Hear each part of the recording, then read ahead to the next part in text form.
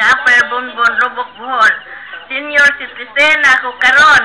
Ang akong edad 72 na taon mabuhay.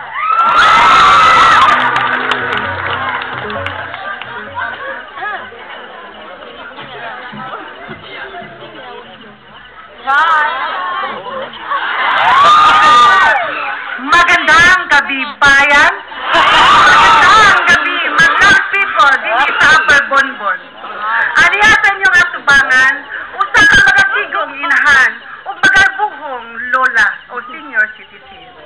65 years old, o dunay panultihon nga gituhuan.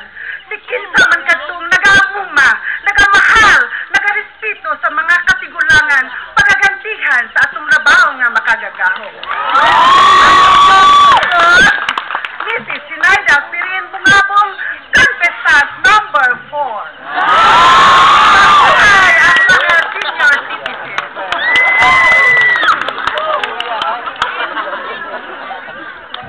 Mayong gabi kaninyong tanan.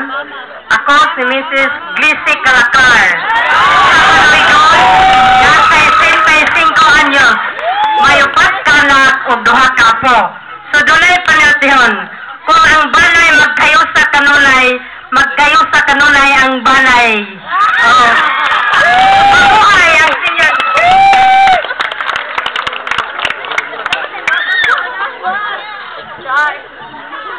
Ako si Emily Dixon Hasby.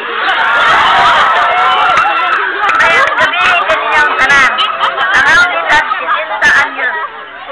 Mabuhay ang senior citizen.